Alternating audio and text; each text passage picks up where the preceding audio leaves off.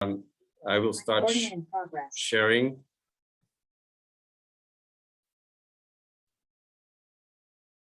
See.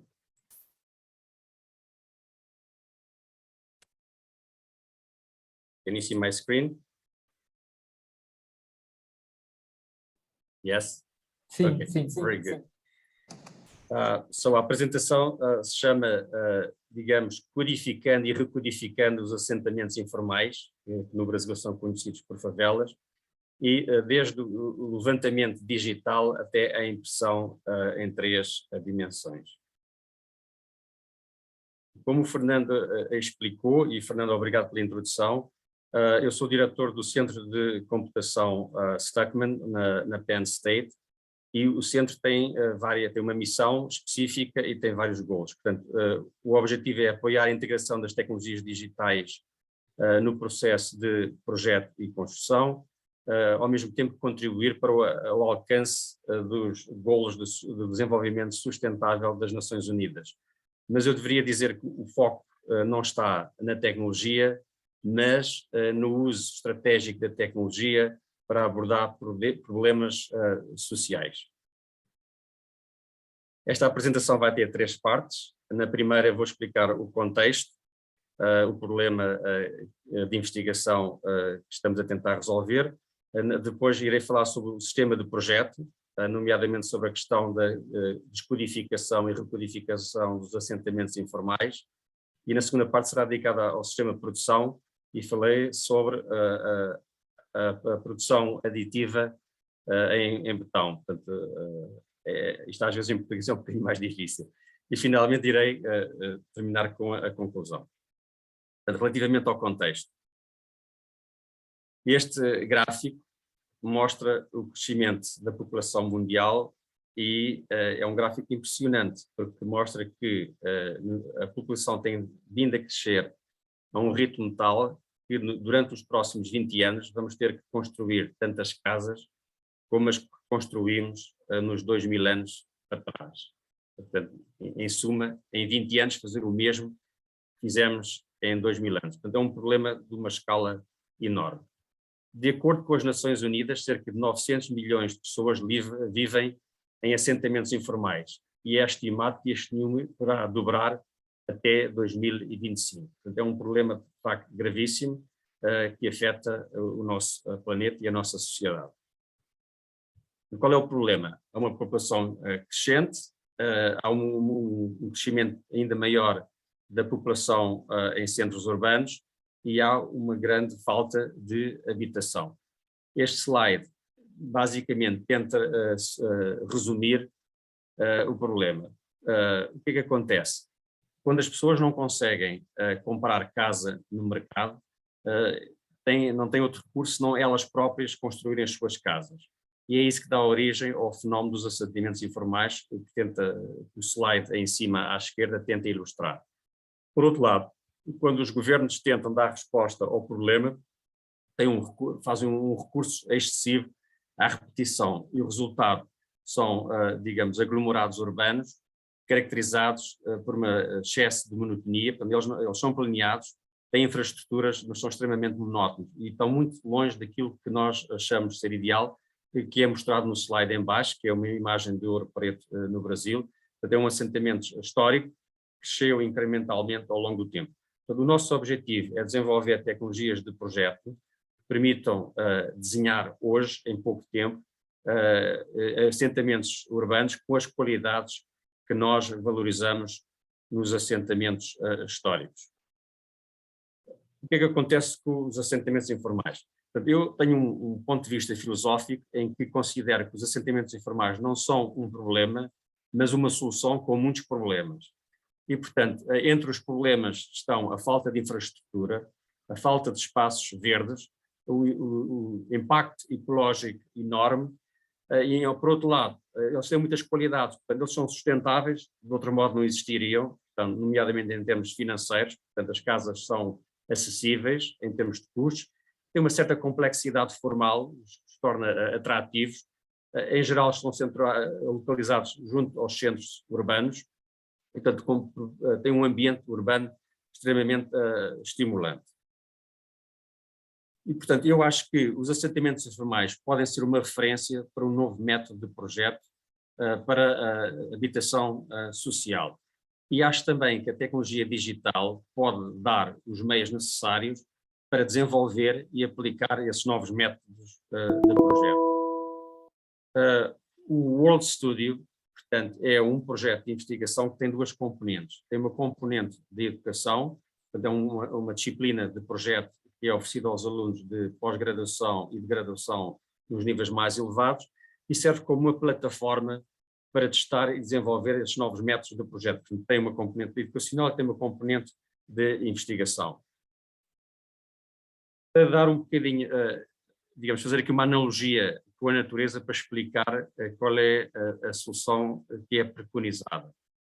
Portanto, nós temos o código DNA, que no fundo é o código da vida, portanto é uma linguagem escrita nos átomos que permite, digamos, gerar e criar diferentes seres vivos, de tal maneira que eles estão adaptados ao ambiente onde vivem. Portanto, é por isso que eu digo que são sensíveis ao contexto, porque eles não surgem de forma irracional e espontânea, eles surgem de maneira a que conseguem sobreviver no meio ambiente.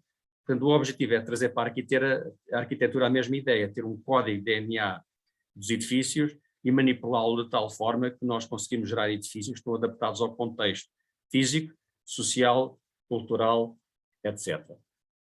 Portanto, a ideia não é inteiramente nova, nós estamos a falar na criação de algoritmos para a arquitetura.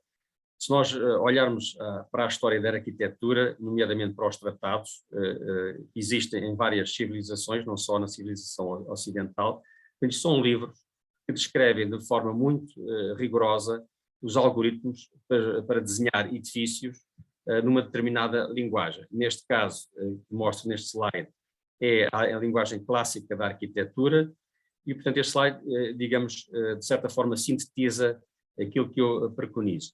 Portanto, é um conjunto de regras que podem ser implementadas num programa de computador, tem a capacidade de gerar soluções alternativas. Neste caso, é um programa de computador que, digamos, tem a capacidade de gerar teatros romanos, de acordo com as regras contidas no Tratado de Vitrúvio, e, portanto, gera os teatros em função do número de espectadores. A imagem embaixo, à direita, mostra uma maquete física da solução gerada pelo computador. Portanto, temos um sistema de projeto baseado em regras que gera soluções alternativas. Uma vez escolhida a solução mais adequada, nós usamos um sistema de fabricação digital para materializar a solução. Em síntese, isto é um pouco a ideia que procuro desenvolver. Portanto, isto é condensado neste slide.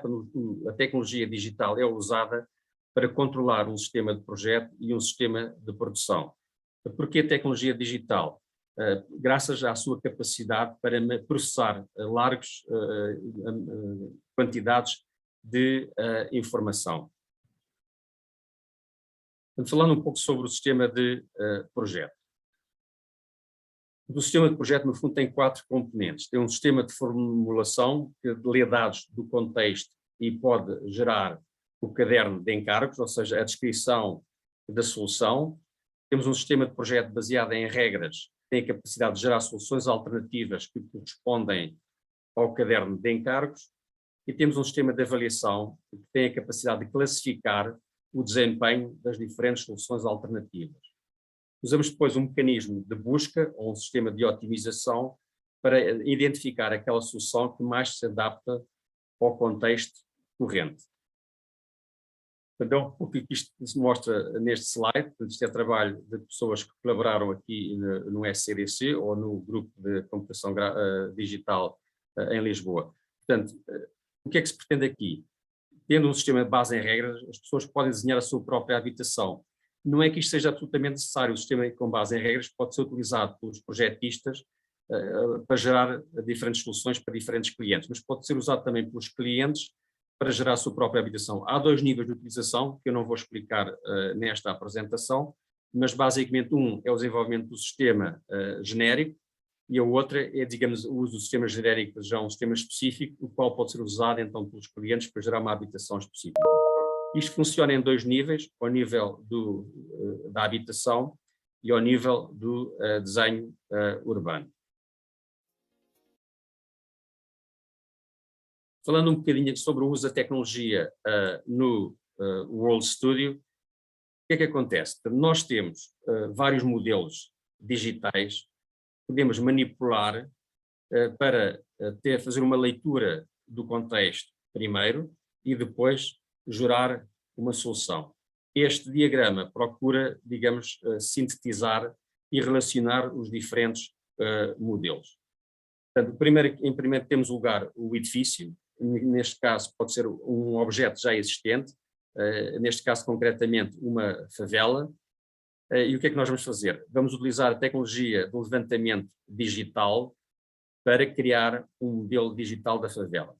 O que é que se passa com a maior parte das favelas? Aquelas sendo ilegais ou sendo de gênese ilegal, portanto não estão mapeadas, não existem elementos, não existem plantas e, portanto, torna-se extremamente difícil uma intervenção. Aliás, é um fator de desintegração na cidade o facto de elas não virem muitas vezes incluídas nos mapas e nos planos da cidade. Portanto, usar a tecnologia digital, um levantamento 3D, para criar um modelo digital, digamos, é o primeiro passo nesse sentido, de maior integração. Depois, o que é que devemos fazer? Podemos utilizar a fabricação digital ou prototipagem rápida, tem a ver mais a diferença no uso dos termos com a escala, para, a partir do modelo digital, criar um modelo físico. Neste caso, o modelo físico é extremamente importante. Isto é uma favela no Rio, que é Santa Marta. O que é que acontece? Tem uma topografia muito íngreme e, portanto, torna-se difícil perceber exatamente o que é que lá existe, devido digamos, à grande inclinação. Uma maquete física ajuda a perceber e permite uma melhor abordagem do problema. Depois, podemos também construir, a partir do modelo digital, um modelo de realidade virtual. Por que é que isto é importante? Como sabem, como é conhecimento de todos, muitas das favelas não são seguras e, portanto, quantos meses mais vamos à favela, maior o risco corremos, não é? Aquela história do provérbio, o cantarinho vai à fonte, tantas vezes que vai que se pode partir. Portanto, o que é que acontece aqui? Criando um modelo virtual, permite aos utilizadores visitarem o terreno várias vezes, sem riscos de segurança. E o modelo digital, o modelo virtual, de realidade virtual, é construído a partir do modelo digital. Portanto, é um elemento de apoio ao processo de projeto. Usamos então depois a tecnologia de comunicação para que diferentes grupos situados em diferentes contextos, em diferentes localizações geográficas, possam colaborar entre si e partilhar informação, partilhando um modelo digital, partilhando um modelo virtual e, inclusivamente, usando câmaras para partilhar o modelo físico também. E o que é que acontece depois? Temos uma série de modelos que simulam o desempenho do objeto, neste caso da favela. Portanto, podemos ter, de facto, por exemplo, usar sistemas que permitem verificar o desempenho em termos energéticos, qual é o consumo de energia, e à escala urbana isto tem a ver um pouco com a orientação dos edifícios, pode ter a ver também com as questões de acessibilidade, etc. No fundo, este modelo permite a simulação, pode ter vários formatos, energia, acessibilidade, estrutural, etc. E, portanto, permite aferir o desempenho. Depois, o que é que acontece? A partir do modelo digital, nós podemos criar, de facto, plantas, portanto, desenhos, plantas, cortes, alçados, a partir do modelo digital. Que também é um elemento que nós ainda hoje usamos, e felizmente ainda hoje usamos, no processo de projeto. Depois temos um outro modelo, que é o mais importante, que é um modelo com base em regras que eu estava a referir há pouco, que é um modelo computacional, são uma série de algoritmos que, digamos, codificam as regras subjacentes à gênese do objeto, neste caso à gênese da própria favela. Com este modelo nós podemos reaplicar as regras da mesma forma ou transformar as regras e é daí que vem o termo recodificação. Portanto, o primeiro passo é codificar, é inferir as regras a partir do modelo do estudo e da análise do modelo digital, dos desenhos, etc. E num segundo passo nós podemos manter as regras como elas estão ou alterar as regras. Por que alterar as regras? para conseguir gerar soluções com um melhor desempenho ou, inclusivamente, garantir que há respeito pelos regulamentos em vigor. No fundo, este slide tenta, digamos, sumarizar a metodologia que é proposta e, portanto, eu vou mostrar aqui, de uma forma muito rápida, uma série de trabalhos que foram efetuados pelos alunos ao longo do tempo e, nomeadamente, nas cadeiras de projeto. Portanto, o primeiro passo, como disse há pouco, é descodificar a favela. O segundo passo é recodificá-la, no fundo, é transformar as regras para garantir o respeito pelos regulamentos e para garantir que se podem gerar soluções com melhor desempenho. E depois, o terceiro passo é, de facto, aplicar essas regras na geração de novos aglomerados urbanos. Portanto, vamos ver o primeiro passo.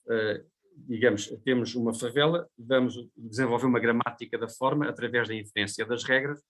É isto que este slide procura mostrar. Eu devo dizer que muitos dos slides que eu incluo nesta apresentação são de trabalhos desenvolvidos pelos meus alunos, ou em termos nas suas teses, ou nas próprias disciplinas que eu leciono. Portanto, isto é um slide que tenta, digamos, mostrar um pouco qual é o algoritmo subjacente ao crescimento da favela. Portanto, temos uma série de regras, primeiro para identificar onde é que a casa vai ser colocada, depois para posicionar a casa, depois para orientar a casa em função do contexto urbano e da topografia, redimensioná-la em função do programa habitacional, etc. Como são um conjunto de regras, existem 7 possibilidades de colocação da casa. Depois, no segundo caso, temos então uma outra coisa, que é uma gramática de transformação. Neste caso, o que é? É um conjunto de regras que nós desenvolvemos para, neste caso, fazer a requalificação da favela. E, portanto, é aquilo que se mostra aqui. Por exemplo, neste caso, mostra-se que há uma rua na favela que é extremamente apertada e que importa alargar. Portanto, há um conjunto de regras que permitem, de uma forma seletiva, identificar edifícios que devem ser demolidos para garantir uma boa acessibilidade. E, no fundo, portanto, temos as regras e as regras são aplicadas para a requalificação da favela. Num terceiro passo, o que é que nós temos? Queremos expandir a favela. Portanto, vamos inferir as regras, ou vamos usar as regras já inferidas. As regras podem vir da favela requalificada ou podem vir do existente e fazendo um sistema de requalificação. Neste caso, estou só a mostrar um sistema que é a partir da favela requalificada. O que é que temos aqui? Há uma inferência das regras e uma reutilização das regras para expandir a favela segundo as mesmas regras. E, portanto, neste caso aqui o que se mostra são algumas regras para a geração das ruas que seguem perpendicularmente digamos, ao declive, e, portanto, têm uma inclinação acentuada, e depois há regras que permitem gerar ruas paralelas à topografia, com um declive inexistente ou muito suave, que é exatamente aquilo que acontece ao nível da favela. Portanto, este é só um exemplo. Temos depois, de facto, digamos, a utilização de uma favela expandida a partir da gramática analítica, que é o que acontece aqui. O que é que acontece aqui? A Débora o que é que fez aqui? Desenvolveu as regras, inferiu as regras, e depois foi ver em que situações é que as regras não correspondiam aos regulamentos existentes. Portanto, há uma alteração, neste caso, dos parâmetros das regras. Ou seja, pode haver várias alterações à gramática, desde a eliminação de regras, desde a inclusão de regras novas, ou à transformação das regras existentes, que é aquilo que é mostrado aqui, em que basicamente há um maior distanciamento entre as habitações para garantir boas condições de acessibilidade ou de ventilação. E depois essas regras transformadas são utilizadas para gerar, digamos, para expandir a favela, mas de forma a que se consiga responder aos regulamentos e garantir uma maior qualidade urbana. E depois há aqui o passo final, que é usar estas regras para gerar uma favela nova num contexto diferente. Daí que isso que se mostra aqui, que há uma reutilização das regras para gerar aquilo que, digamos, de uma forma, se poderia dizer, uma favela planeada, ou seja, é uma contradição, porque as favelas, por definição, não são planeadas, mas no fundo é a geração de um plano urbano com base nas regras extraídas da favela, recodificadas para garantir uma maior qualidade urbana, mas mantendo algumas das qualidades das favelas, nomeadamente os custos acessíveis. São imagens de alguns trabalhos desenvolvidos pelos alunos, neste caso já não é no Brasil, é na Índia, em Ahmedabad, em que eles desenvolveram um sistema com base em regras que permite gerar o plano e as habitações. Portanto, alguns slides para mostrar isto, aqui diferentes soluções alternativas com base nas mesmas regras, e aqui, digamos, a síntese das regras para gerar a habitação.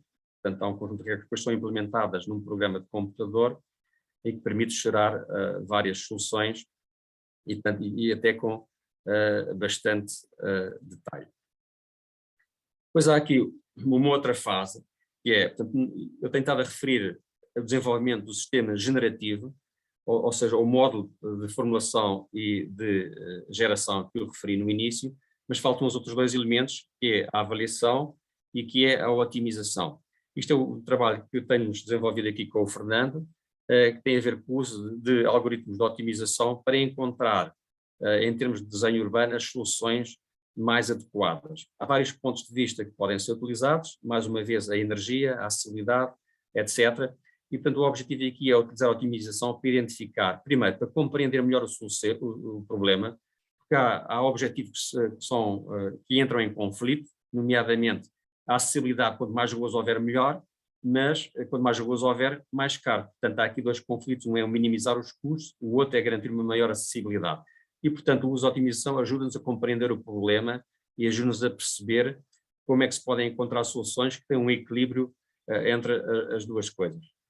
Este projeto de trabalho ainda está no início, o nosso objetivo é aplicar o mesmo princípio às regras da favela. Temos vindo a fazer isto até agora, usando o caso de Chicago como um exemplo. A segunda parte tem a ver com o sistema de produção. Portanto, aqui temos até agora tentado a falar de como é que nós conseguimos gerar habitações personalizadas, adequadas ao contexto, acessíveis em termos de custos, respeitantes dos regulamentos. Mas falta o problema de como é que nós vamos construir essas casas. Há várias hipóteses, nomeadamente a hipótese das pessoas construírem elas próprias as casas, portanto não tem mal nenhum nisso, mas existem hoje em dia tecnologias que permitem, com grande vantagem, construir as habitações de uma forma muito rápida e a um custo ainda mais acessível. Portanto, é nisso que esta parte vou abordar. Portanto, tem a ver com o sistema de produção. Há várias hipóteses para o sistema de produção. Uma é a utilização do que nós chamamos de kit of parts, ou seja, são componentes standard que nós podemos combinar de diferentes formas para gerar soluções diferentes, ou temos a fabricação aditiva. É isto que este slide procura mostrar. É o paradigma do que eu gosto de chamar o Lego, não é? Aquele jogo de construção, no fundo são elementos padronizados, que permitem, uma vez combinados, gerar soluções de diferença. O outro é uma tradução do modelo digital em termos de matéria, através da fabricação digital. Portanto, são dois paradigmas distintos, cada um com as suas vantagens e desvantagens. Hoje vou falar sobre a fabricação aditiva. O que é que acontece através da fabricação aditiva? Ou seja, o mesmo modelo conceptual nós usamos à escala da habitação e à escala do desenho urbano pode ser usado à escala dos materiais, à escala dos elementos da construção. Este exemplo que se mostra no slide é o caso de uma parede. Cronologia, por exemplo, com o caso dos ossos humanos, que não têm a mesma densidade, portanto eles não são heterogéneos em termos de densidade, eles são mais densos quando têm que ser mais fortes, nomeadamente aqui à junta, ou podem ser menos densos, sendo mais leves, quando não têm que responder tanto a cargas tão elevadas. O mesmo acontece aqui com o desenho da parede. Portanto, nós temos aqui uma parede em que vamos utilizar um betão em que nós dizemos que tem um gradiente funcional. O que é isto? Nomeadamente, o betão tem um ligante, ou o concreto, em termos de usar o termo brasileiro, portanto, o concreto tem um ligante e tem agregados. Os agregados se utilizam ou é a gravilha, ou é, digamos, agregados mais finos, como a areia, mas nós podemos usar outro tipo de agregados. Podemos usar partículas de cortiça, ou partículas de argila expandida. Para quê? Porque tem melhores propriedades em termos de eficiência energética, tem um coeficiente de transmissão térmica inferior, portanto permite criar paredes mais isoladas do ponto de vista térmico e são também mais leves. O que é que nós fazemos aqui? Nós variamos o gradiente, ou seja, vamos imprimir o botão com mais areia quando ele tem que ser mais forte, vamos imprimir o botão com menos areia e com mais cortiça, por exemplo, quando ele pode ser mais leve, e portanto vamos melhorar o desempenho energético deste elemento da construção. O estudo que fizemos mostra que conseguimos poupar até cerca de 27% de consumo energético, graças ao projeto e à construção de elementos da construção com gradiente funcional otimizados para o seu desempenho. Esta foi, de facto, a primeira máquina que construímos de impressão em botão, foi feita por um aluno de doutoramento, que é o Flávio, que foi de Lisboa comigo aqui para a Penn State. O que é que acontece ele trouxe da parede? Acontece que tem uma maior percentagem de cortiça junto à face exterior da parede, virada para o exterior, o que permite proteger o interior das intempéries, ou seja, permite um melhor desempenho energético. A impressão em botão parece simples, mas é de facto bastante complicado. Porquê? Porque existem muitas variáveis que nós temos que controlar. Existem variáveis associadas ao ambiente, tal como a temperatura e a umidade, que têm um impacto no processo de impressão, tem impacto na maneira como o concreto se endurece e faz presa. Temos, digamos, variáveis ligadas à composição do concreto, nomeadamente ao tipo de ligante, ao tipo de agregados, ao tipo de coadjuvantes que nós utilizamos, que vão variar as propriedades do material, propriedades como a viscosidade, a sua fluidez, o tempo de presa, a força, a densidade, etc. E, portanto, existem outras variáveis que são relacionadas com o sistema de impressão, que tem a ver com, digamos, a velocidade de bombagem, a velocidade de bombagem da mistura, não é? Do betão, da mistura de concreto, a velocidade de bombagem da água e a relação entre os dois, em que varia a percentagem de água, que varia as propriedades do betão. Temos também depois a velocidade, digamos, de movimento do robô, que vai depositar a mistura. Enfim, temos uma série de variáveis. Temos depois variáveis associadas ao desenho do edifício e ao desenho do caminho da ferramenta, nomeadamente a largura do filamento, a altura da camada, o número de camadas, o número de filamentos, etc. Ou seja, o que nós estamos a tentar fazer é criar um modelo matemático que permita relacionar estas variáveis todas através de equações, para que nós possamos usar as equações para controlar o sistema de impressão. O que é que acontece? Se nós não controlarmos as variáveis, tudo parece estar a correr bem, mas a certa altura pode haver um colapso da estrutura.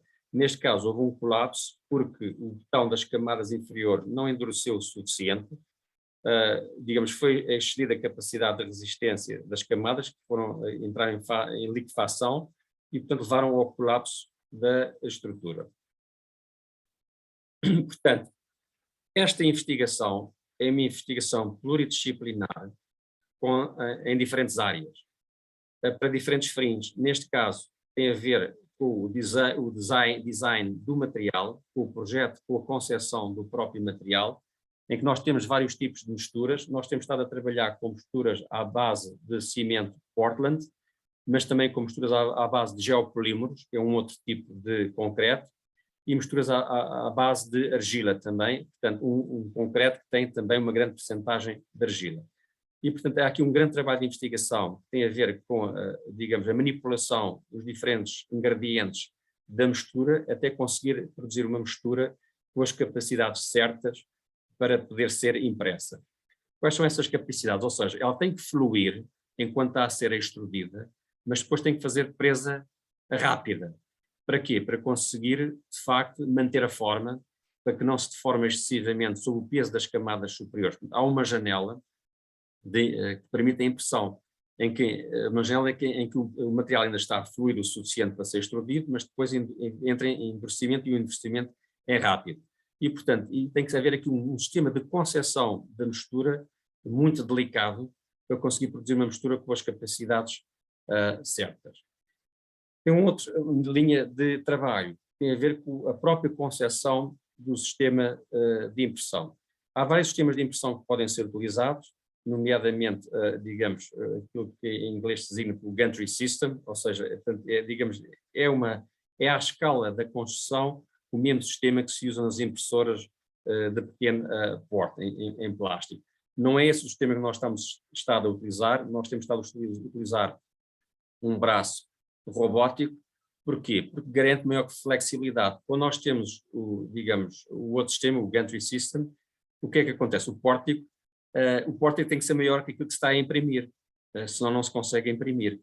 O braço robótico não é assim. Portanto, o braço robótico, digamos, é muito mais flexível, pode inclusivamente mover-se no terreno e permite gerar estruturas, digamos, com uma grande flexibilidade em termos de forma, e é muito fácil de montar no local. O sistema de pórtico exige uma grande afinação, tem que ser montado e desmontado, enquanto que o braço robótico ele pode ser movimentado e deixado no local, e depois no local ele próprio se pode movimentar.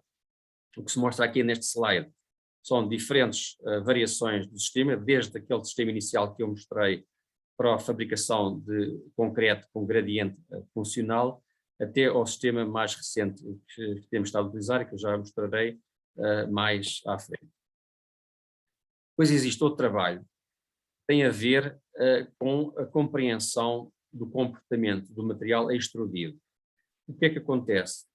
Como eu disse, o concreto tem que fluir, depois quando é depositado tem que endurecer rapidamente, mas mesmo assim ele ainda leva tempo a endurecer, e durante esse tempo ele vai se deformar ligeiramente, não sobre o seu próprio peso, que isso não acontece, mas sobre o peso das camadas superiores. Ou seja, se nós estamos a imprimir uma peça muito grande, em que leva tempo ao braço robótico regressar ao mesmo local na camada superior, o botão pode ter tempo de endurecer e não se deformar. Mas estamos a desenhar elementos mais pequenos, por exemplo, pilares, o que é que acontece? Vai se deformar e com o risco de colapsar se deformar demasiado. Então, o que é que nós temos estado a fazer? Estamos estado, digamos, a compreender, a tentar modelar o processo de deformação do botão para garantir que nós conseguimos desenhar elementos que têm a forma certa, ou seja, são rigorosos em termos da forma impressa. Portanto, é um pouco o que se mostra neste slide. À esquerda, o que vemos é portanto, o objetivo aqui é imprimir um cilindro. Portanto, é um espécime que foi, um proveito que foi impresso e que, sem qualquer tipo de compensação. O que é que aconteceu? Houve uma deformação excessiva e ele entrou em colapso. Depois, os outros pseudocilindros à direita têm diversos sistemas de compensação, quando foram utilizados diferentes meios de compensação. No último, aquele que está rigorosamente impresso como um cilindro, o que é que aconteceu? Foram usados sistemas de compensação, tanto em termos de profundidade, largura, como altura, e portanto conseguimos de facto controlar o processo de impressão do botão. Falar um bocadinho agora sobre a nossa participação no desafio da NASA, no concurso da NASA. Portanto, o concurso tinha como objetivo o desenho e construção de uma estrutura para Marte, e tinha digamos, duas linhas que envolviam em paralelo. Uma tinha o objetivo, digamos, a construção virtual, em que tínhamos que simular, não tínhamos que efetivamente construir, portanto tínhamos que simular a construção em Marte, e a outra que era uma construção real, ou seja, tínhamos que de facto construir um pequeno habitat, mas na Terra, portanto, não em Marte. O concurso tinha diferentes fases. A fase 2 tinha a ver com o desenvolvimento da tecnologia e foi nesta fase que nós decidimos começar a participar no desafio. Mais tarde tivemos que fazer o trabalho da primeira fase, que tinha a ver com a concepção de um habitat. Esta participação no concurso foi fundamental para quê? Primeiro, devido aos prazos muito rigorosos, obrigou-nos rapidamente a desenvolver a tecnologia. Deu-nos também os meios necessários para comprar o equipamento e, digamos, contratar as pessoas necessárias para desenvolver a investigação, graças aos prémios que tivemos a sorte de ir obtendo. Nesta fase, a computação tinha 3 fases. A primeira fase era a produção de um cilindro, digamos, com uma forma rigorosa e com uma capacidade de resistência elevada. A segunda fase tinha a ver com a produção de uma viga, também, digamos, com uma forma rigorosa e com uma resistência elevada. E a terceira fase tinha a ver com a construção de um elemento que, no fundo, trabalhava quer a compressão, quer a tração. Era uma cúpula com esta forma, que nos era dada, e que tinha que ter também, ser rigorosa em termos de forma e uma boa capacidade de resistência. Na fase 3 da competição, haviam diferentes níveis. Um nível tinha a ver com a produção de uma estrutura estanque, portanto era um tanque de água que não podia ter fugas de água. Isto porquê? Porque estamos desenhando uma casa para Marte, a casa tem que ser estanque, porque Marte não tem atmosfera, tem uma atmosfera muito reduzida, cerca de 1% da atmosfera que existe na Terra, e portanto se a estrutura não for estanque, o ar esvai-se, e portanto tem que ter uma atmosfera pressurizada, o que também altera as premissas do projeto. Portanto, tinha aqui uma fase que era gerar o elemento com uma boa capacidade de estanquicidade.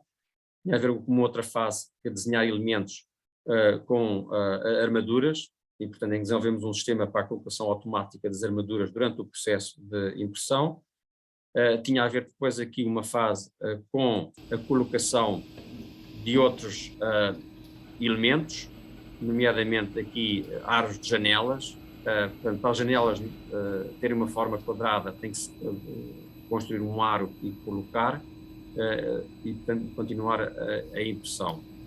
Isto é um teste que foi realizado no laboratório antes da fase final do concurso, é que de facto nós conseguimos afinar o robô. Aliás, temos 2 robôs, um para imprimir e outro para colocar estes elementos e outras instalações técnicas.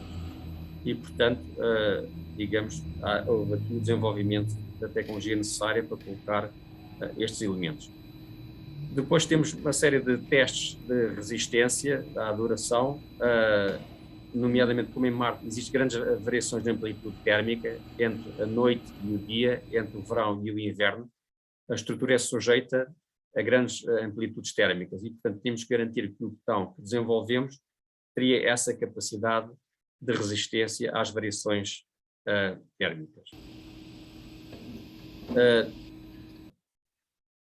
Entretanto, havia outras preocupações, nomeadamente tentar perceber que formas é que conseguem ser impressas. Um dos nossos objetivos é evitar o uso de suportes ou de cofragens para embaratecer, de facto, a construção. E, portanto, há testes que temos que fazer para determinar os limites da impressão, nomeadamente o que é que conseguimos imprimir inclinado, e a inclinação é importante para conseguir, digamos, construir o telhado. Portanto, o fechamento da construção. E, portanto, vemos aqui também questões de ordem estética, ver que tipo de texturas e até cor no futuro vamos tentar desenvolver. Portanto, este é, dizíamos, a impressão de uma parede inclinada, um pequeno troço de parede inclinada, feita pelos alunos. Nós selecionamos também uma disciplina de projeto que se chama exatamente a fabricação aditiva em arquitetura em betão, em concreto. E, portanto, há aqui o projeto e a construção dos alunos de estruturas para serem impressas e nós depois, de facto, construímos, de facto, parte dessas estruturas. Vamos ver aqui no final, há um ligeiro colapso da estrutura nas camadas superiores. Viram ali que o que é que acontece? O desenho do caminho da ferramenta é extremamente importante.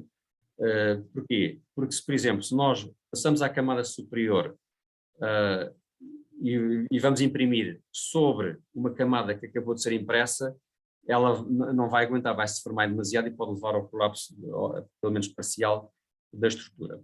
Então, o nosso objetivo aqui é, com inspiração na arquitetura vernacular de diferentes partes do mundo, desenvolver, conceber, desenhar estruturas que possam ser impressas em betão. Isso são alguns precedentes em que nós utilizamos como referência, em que mostra de facto aqui o sistema de trabalhar à compressão, porque nesta fase nós não estamos a utilizar armaduras, portanto tem de ser um botão que trabalha apenas à compressão, e usamos como referência as estruturas de alvenaria de tijolo e de pedra, ou estas estruturas em barro, que existem em várias partes do globo.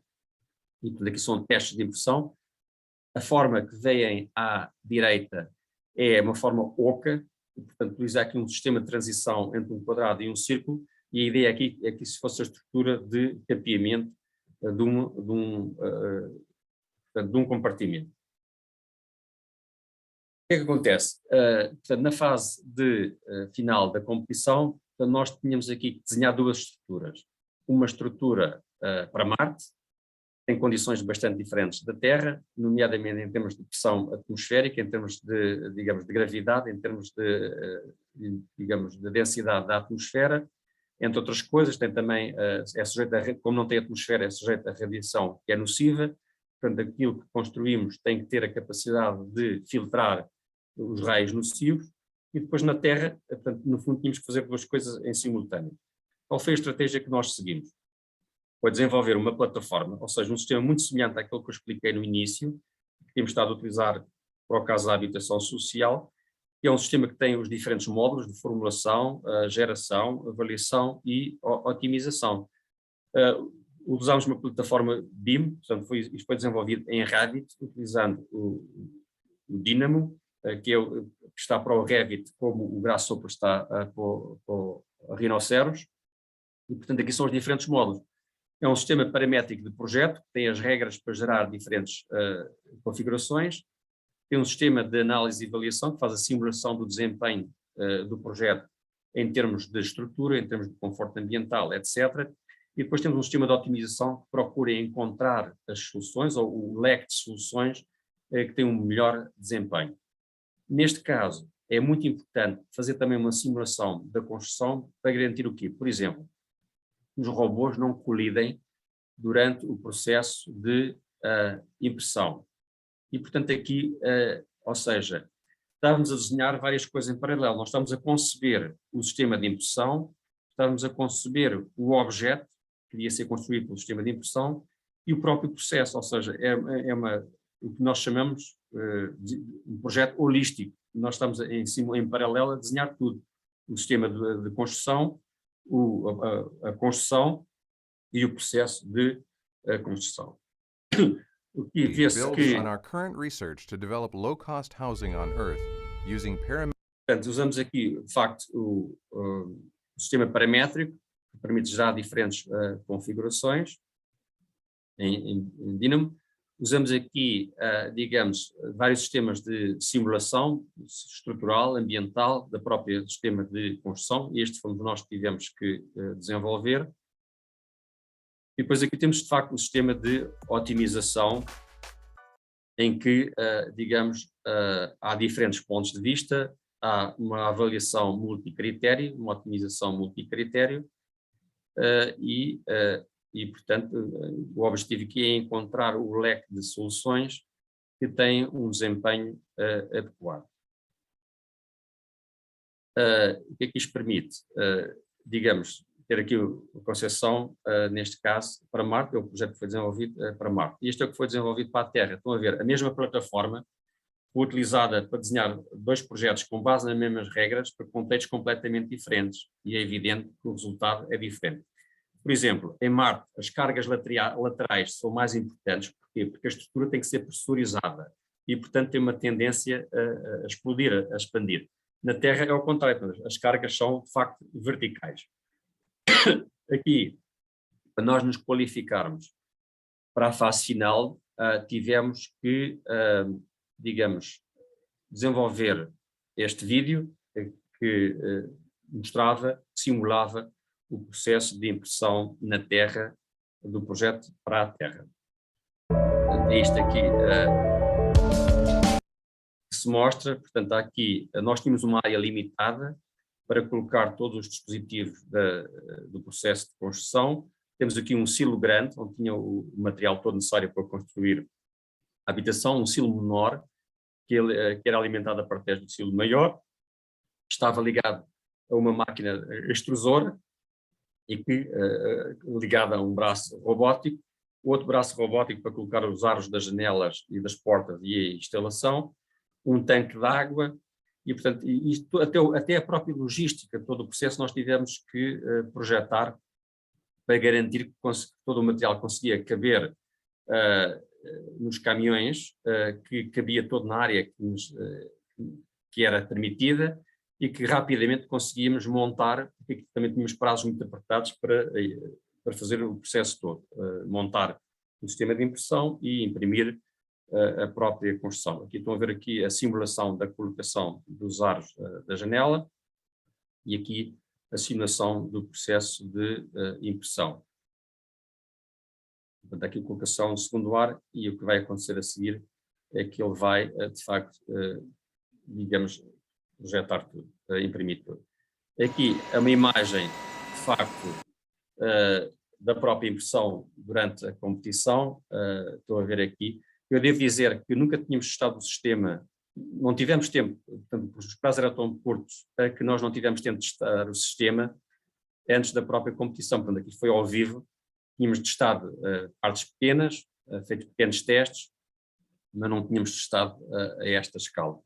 As coisas correram bem, com alguns problemas, nomeadamente houve uma deformação, porque na altura ainda não compreendíamos bem o processo de formação do botão, houve uma deformação maior nos pilares entre as janelas e tivemos dificuldade em colocar os alos das janelas. Uma foi colocada automaticamente, as duas outras tivemos que ter uma intervenção manual, e quando tínhamos que intervir manualmente perdíamos pontos.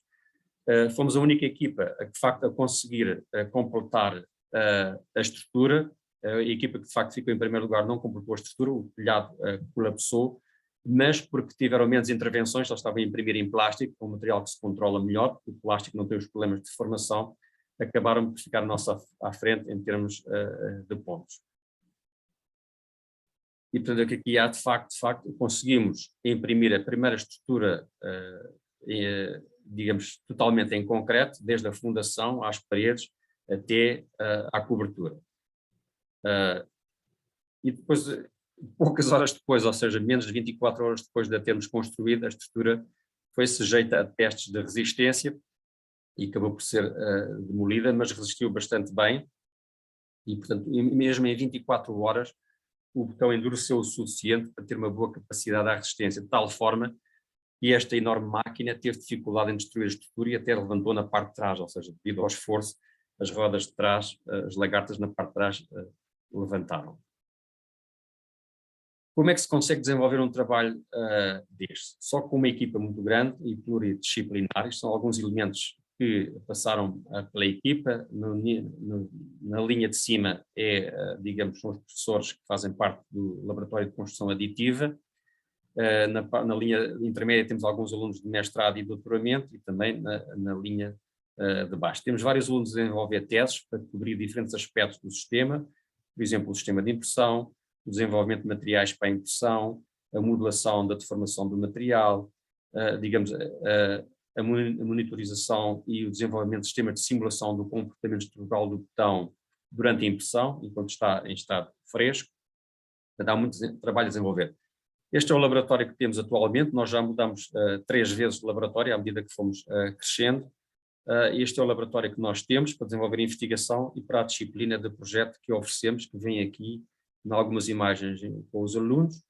Neste ano o que nós estamos a dar aos alunos é a tarefa de conceber uma habitação para impressão num clima extremo, nomeadamente no Alasca e no deserto em África. E portanto é isso que os alunos têm estado a fazer. Isto foi o trabalho. Vou mostrar alguns trabalhos dos alunos dos anos anteriores e algumas coisas deste ano. Isto foi o ano passado, em que as estruturas que tinham que conceber eram estruturas com um jardim, portanto não tinham uma funcionalidade tão elevada como neste ano, que é o caso da habitação. São algumas imagens dos trabalhos dos alunos. Eles imprimem peças a uma grande escala. Esta peça tem cerca de 2 metros de altura, e portanto estou a ver aqui, por exemplo, pode-se projetar o próprio caminho da ferramenta. Estão a ver aqui a transição de camadas que foi utilizada pelos alunos para dar um efeito textural à superfície da parede. Isto é um canto da parede. Aqui outros exemplos, também com o trabalho da estrutura, da textura, a tal parede inclinada que vimos há pouco a ser impressa. Isto é o topo é o capitel de uma grande coluna. Temos impressa aqui uma escala bastante, à escala natural, portanto é bastante grande, ele tem cerca de, acho que é 1,5 m de altura, portanto é uma coluna gigantesca. Aqui é um troço de parede com uma janela, para ver ali, a janela foi desenhada de forma a poder ser impressa sem aros, portanto, tirando partido da capacidade do sistema, digamos, imprimir estruturas inclinadas. Aqui é uma coluna torça, portanto é o trabalho dos alunos também na disciplina. Aqui já é a parte de investigação, portanto a aluna que está a desenvolver, que é a Negar Ashrafi, que está a desenvolver o modelo de formação do botão. Isto foi um dos testes finais, ou seja, é um cilindro, estão a ver aqui, digamos, a enorme regularidade que já se conseguiu obter com o processo de impressão, graças a este estudo da modelação, da deformação do botão em estado fresco. Aqui o cilindro, de facto, ser impresso.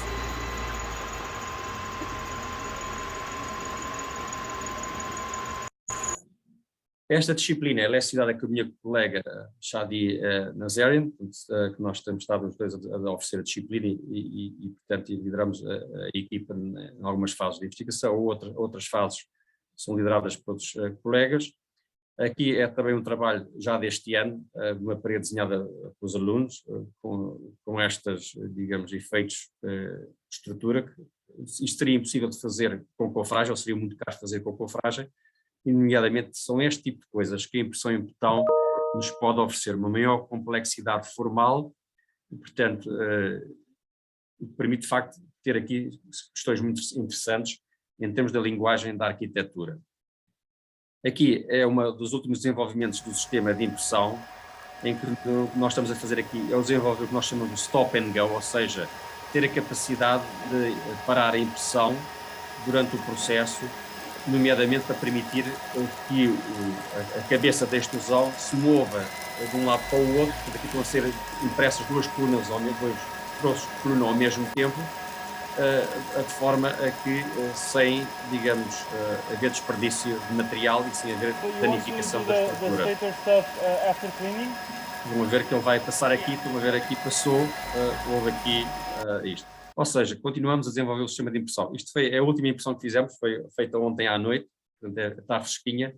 O que é que nós fazemos aqui com esta disciplina de projeto? Ou seja, graças ao esforço de imprimir as coisas, por vezes um bocadinho ousadas, que os alunos desenvolvem, nós conseguimos desenvolver o sistema de impressão, os algoritmos, tudo isso.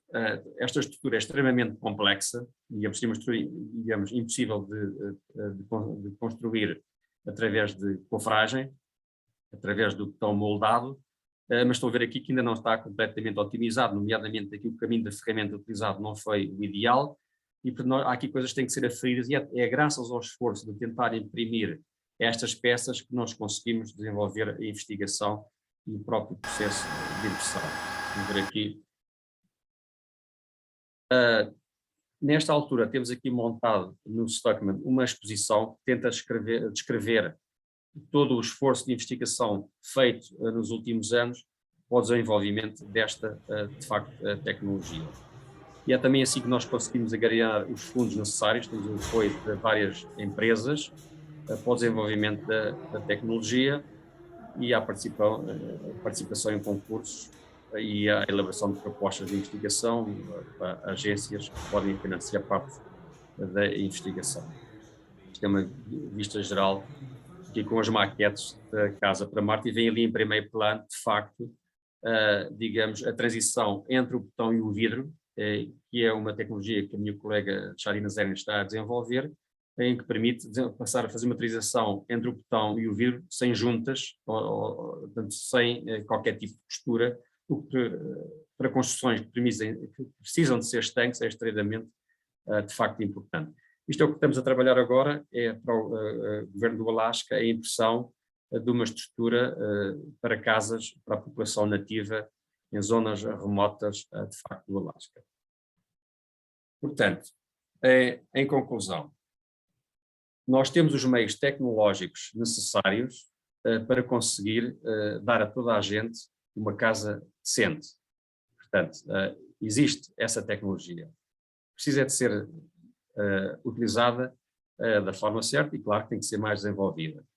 O interessante aqui é que a tecnologia que nós usamos foi desenvolvida para potenciar a colonização de outros planetas, pode ser também usada na Terra para desenvolver o problema social da habitação. Existem várias oportunidades que a fabricação aditiva pode trazer para a indústria da construção, elas são enormes, entre elas temos uma maior eficiência. Vocês sabem que a indústria da construção é muito ineficiente comparado com outras indústrias.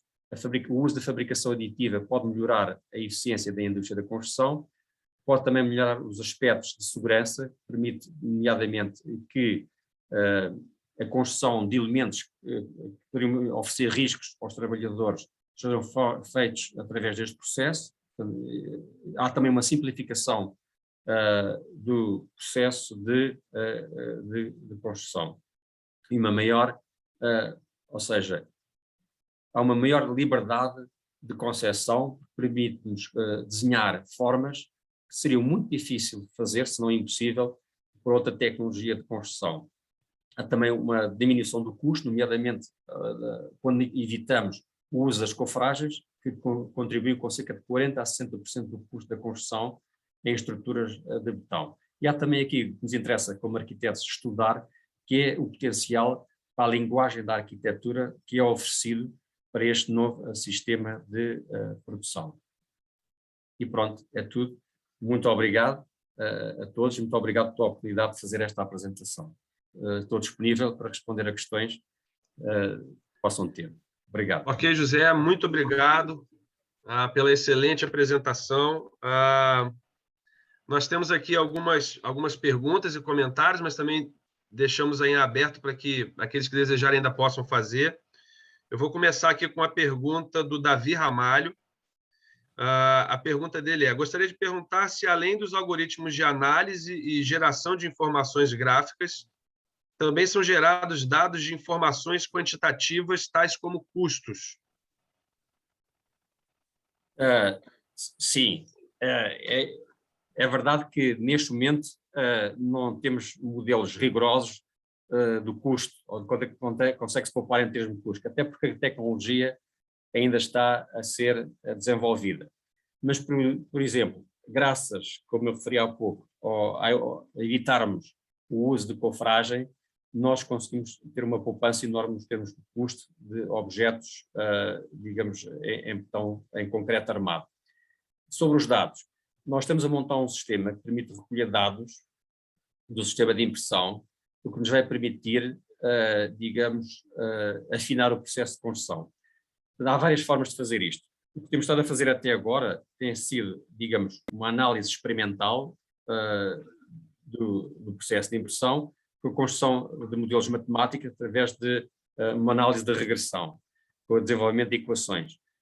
Através da instalação deste sistema que estamos a fazer agora, com sensores, permite-nos recolher dados de várias partes do sistema de impressão, do próprio sistema de impressão, e o objetivo aqui é usar, digamos, aprendizado de máquina, a machine learning, para conseguir desenvolver outro tipo de modelos e afinar o processo de construção. Ok, perfeito, José. Temos aqui um comentário, professor Adriane Borda. Vou ler aqui também, que eu acho interessante. É incrível, um exercício que leva ao limite o pensamento para confrontar possibilidades e restrições. E o mais incrível é que podemos pensar em tudo isso para Marte e aqui não conseguimos espaço para mudar realidades. Parabéns a toda a equipe. A Janice Pires também comenta aqui, pesquisa fantástica. Parabéns, José. E uma pergunta aqui do Davi Torreblanca. Ele mandou em espanhol, eu vou me arriscar aqui a traduzir para o português. A pergunta dele é que se você pensa que as tecnologias digitais podem ser integradas com as técnicas convencionais ou tradicionais, analógicas, né, em arquitetura. Como é que você vê isso, José? Absolutamente. Acho que é possível e desejável que isso aconteça. Eu acho que há uma coisa que eu costumo dizer que é, o uso, a seleção da tecnologia a utilizar num determinado projeto em função do contexto. Em certas circunstâncias, não faz sentido utilizar a tecnologia digital. Ficamos muito melhor, conseguimos desenvolver uma solução muito melhor através do recurso da tecnologia digital. Em outros casos, pode haver uma combinação dois tipos de tecnologia. Por exemplo, nós podemos ter partes da habitação construída através da fabricação aditiva e outras partes construídas através da construção tradicional. Portanto, é possível e desejável que aconteça o uso das duas tecnologias, tanto em termos de projeto como em termos de construção. Ok, excelente. José, vou te fazer uma pergunta também, uma pergunta de quem tem acompanhado muito do que se apresentou um pouco de perto, né? E como você mencionou, o componente didático, né, a questão de conectar suas pesquisas com a sala de aula, tem um componente, tem uma pegada muito forte no seu trabalho, né? Tanto na questão do desenvolvimento do trabalho das favelas, das gramáticas, como na disciplina que você leciona sobre impressão 3D. Eu queria que você falasse um pouco sobre isso, e qual é a sua visão em termos de o que você poderia dizer para nós que estamos batalhando para fazer esse tipo de implementar esse tipo de iniciativa nas nossas diferentes realidades, até que ponto e como você vê a contribuição da disciplina, né, do trabalho Sim. de sala de aula na pesquisa, né? Porque me parece que os dois andam juntas, né?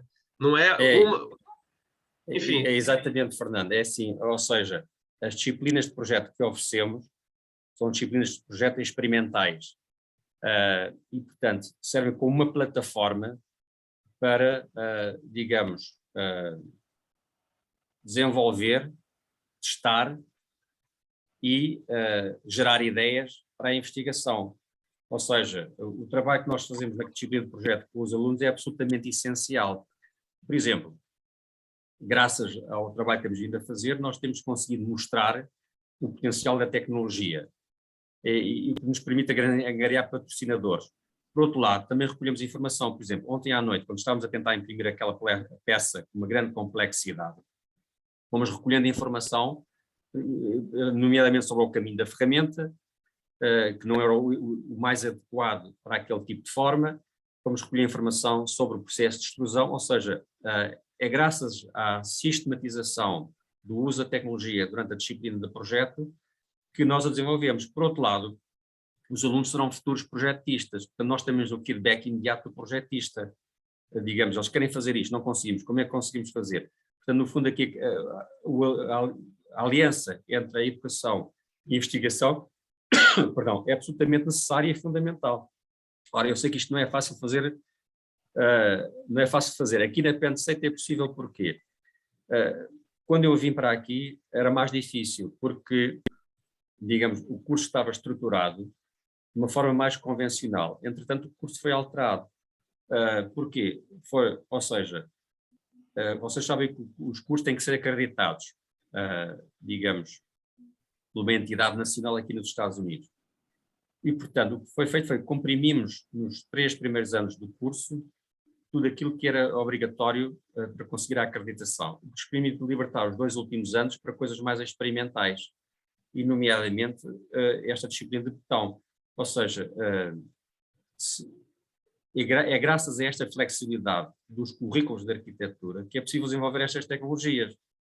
E, portanto, tem que haver margem, espaço nos currículos de arquitetura para permitir o desenvolvimento da tecnologia, dos processos de projeto, dos processos de construção, etc.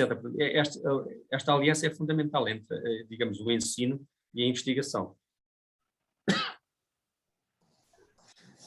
Ok, temos aqui... Fernando, o Gonçalo tem aqui uma pergunta, que eu estou a ver aqui no chat, ele queria fazer uma pergunta, o Gonçalo Henriques. Mas eu acho que ele vai entrar para fazer essa pergunta pessoalmente. E aí eu vou aproveitar esse meio tempinho para te passar também os parabéns da Regiane Pulpo, da Mari Tossello, que fala felicitações, né, a José e sua equipe, ou seja, parabéns, né, à equipe, a você e a sua equipe pelas pesquisas inspiradoras. O Davi Torreblanca ainda tem mais uma pergunta, enquanto o Gonçalo está tentando conectar. Vamos tentar aqui mais uma vez, enquanto eu te passo a pergunta do Davi, enquanto o Gonçalo tenta conectar. Pergunta do Davi, a segunda como se resolve a resistência estrutural, considerando que sempre são capas horizontais na adição, na manufatura aditiva, né? Sim. O que é que acontece aqui?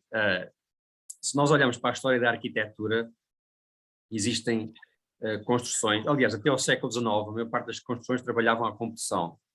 Portanto, não havia betão armado, não havia estruturas metálicas, e, portanto, era tudo com base em alvenaria de tijolo ou de pedra, ou então estruturas de madeira que tinham um comportamento diferente. Então, o que é que nós fazemos aqui? É olhar para os sistemas tradicionais de construção em alvenaria de tijolo, de pedra e em argila, para saber como é que estas estruturas funcionavam, ou qual era o comportamento estrutural destas estruturas. E existem vários métodos. Portanto, um método é o que se chama o Corbel, em que as camadas são todas horizontais e vão fazendo assim, portanto, ou seja, vão ficando ligeiramente sempre em balanço. Há outro método que é aquele que se usa nos arcos em pedra, não é? Portanto, é um sistema radial. E existe das estruturas catalãs, das abóbadas catalãs, são as camadas inclinadas. E, portanto, nós temos estado a estudar todos, e o que é que estamos a fazer também? É desenvolver um software que permite fazer a análise estrutural dentro do processo de impressão. Portanto, é o trabalho de um aluno de doutoramento, que é o Gonçalo Duarte, em que ele está a fazer exatamente isso mesmo, é estudar o comportamento, ou seja, em termos de força do concreto, para conseguir fazer a simulação do processo de impressão, e isso nos permite controlar. E saber que o betão ganha resistência suficiente. É que também há aqui outra questão, é que a aderência entre camadas tem que ser suficientemente forte para não haver ali um descolamento, não é? E, portanto, estamos a fazer esse estudo, e é de facto possível, porque aquela estrutura que construímos tinha de facto uma resistência bastante grande. Perfeito, José. A gente temos ainda aqui Daniel Mateus, mandou os parabéns, também outro companheiro parceiro aí, né, de pesquisa, se orientando. E temos aqui a pergunta do Gonçalo, né? Como você mencionou, também foi seu orientando de doutoramento. Salvo engano, acho que o trabalho ainda se encontra exposto lá na Faculdade de Arquitetura da Universidade de Lisboa. Até a última vez que eu estive lá, estava montado. Gonçalo, seja bem-vindo, amigo. Bom dia, eu não estou conseguindo ativar a minha câmera, não sei se pode habilitar aí, Fernando. Eu não tenho aqui esse privilégio, mas o moderador pode. Vamos tentar ativar aqui. Fred, você consegue? Olá, tudo bem. Vou começar aqui. Primeiro, parabéns, é sempre um prazer ver a sua pesquisa, vai sempre aumentando, né? Vai sempre tendo algum motivo novo dessa pesquisa que não para, né? Aí, na verdade, a pergunta que eu queria colocar está relacionada com os dois sistemas que mostrou. Tem um sistema que mostrou de generativo, vamos chamar assim, uma fase mais aplicada em relação às favelas, né? No caso, no Brasil. E o segundo é um sistema de fabricação aditivo, né? Que, pelo que eu entendi, são dois momentos diferentes. Na verdade, a minha pergunta é, uma vez que a favela ela se baseia mais na autoconstrução e num sistema, vamos dizer assim, mais simplificado de construção, se haveria alguma possibilidade do sistema aditivo ser aplicado, ou se poderia haver outro sistema de fabricação que pudesse também responder a essa situação, né, de poder ser usado pelas pessoas que têm menos recursos na sua construção. Gonçalo, obrigado pela pergunta, é um prazer vê-lo. Sim, ou seja, como eu referi, há duas coisas distintas. Um é o sistema de projeto, o outro é o sistema de construção. No caso da NASA, as coisas desenvolveram-se em paralelo, ou seja, porque ao projetar o edifício, estávamos a projetar também o próprio sistema. Mas é um caso raro. Basicamente, quando nós elaboramos o projeto de uma habitação com recursos a sistemas digitais, a habitação pode ser construída por qualquer processo, ou seja, inclusive um processo bastante artesanal.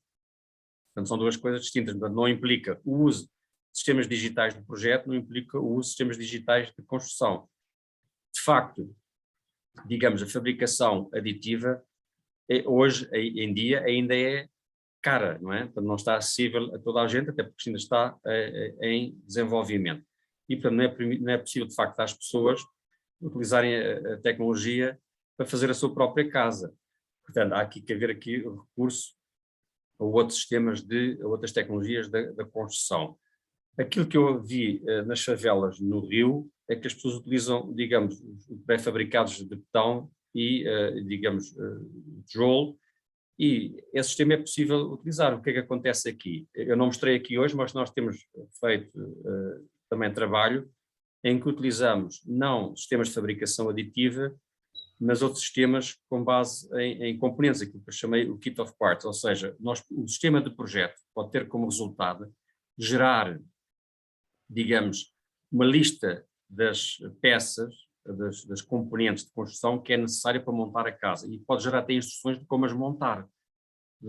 E, portanto, aí as pessoas o que é que pediam? O output do sistema de projeto seria, digamos, uma espécie de livrinho de instruções, com a lista das peças que elas teriam que adquirir e, de facto, instruções para a sua montagem. Portanto, acho que isso, penso que respondi à sua pergunta. Certo? Sim, muito obrigado. Eu só ia comentar, porque realmente a resposta foi muito bem explicada, não é? A diferença, né, dos dois sistemas, mas ontem tivemos também ainda um keynote que fala do hibridismo, né?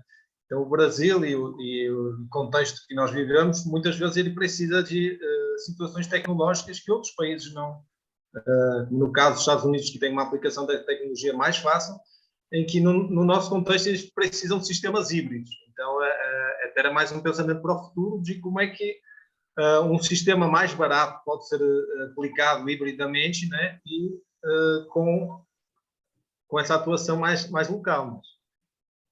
Gonçalo, por exemplo, pode haver o apoio, ou seja, o que nós temos de tentar fazer aqui? Primeiro é explicar que as favelas não são um problema, elas têm a gênese, têm a semente de uma solução. E a tecnologia digital permite tirar partido, permite identificar a semente e tirar partido dela. Por exemplo, pode haver no futuro, digamos, uma maior cooperação entre as pessoas e as instituições. Pode haver, digamos, uma estrutura básica impressa em concreto, nomeadamente, e com o resto da casa ser acabado pelas pessoas. Isso é perfeitamente possível, não é? Portanto, há sistemas híbridos aqui. Então-me a lembrar um bocadinho aquilo que o Aravena fez no Chile, não é? Que ele construiu uma estrutura em que as pessoas depois puderam fazer a autoconstrução. Aqui pode ser a mesma coisa, nós podemos ter essa estrutura impressa, fabricação aditiva, e depois as pessoas complementam a casa. Excelente. Muito Pessoal, bom, excelente debate final, excelentes perguntas. José, mais uma vez, muito obrigado por compartilhar aí com a nossa comunidade, né, a comunidade Sigrade, as suas pesquisas, seu conhecimento. A gente vai chegando ao final aqui dessa Keynote Session e gostaria de convidar a todos, né, que continuem conosco aí na sequência do evento. A gente tem agora às 10 horas as sessões de apresentação de artigos, às 10 horas aqui nos Estados Unidos, no Brasil, meio-dia, e depois temos às 1h30 uma nova rodada de sessões e mais uma série de eventos ainda nesse nosso dia de encerramento. Com isso, a gente encerra as nossas apresentações de Keynote. José foi um fechamento com chave de ouro, eu diria. E agradeço mais uma vez a todos, a organização por esse evento que é um sucesso. Um abraço a todos, até mais, até a próxima. Muito obrigado à organização, ao Paulo e ao Frederico e a você, e obrigado a todos.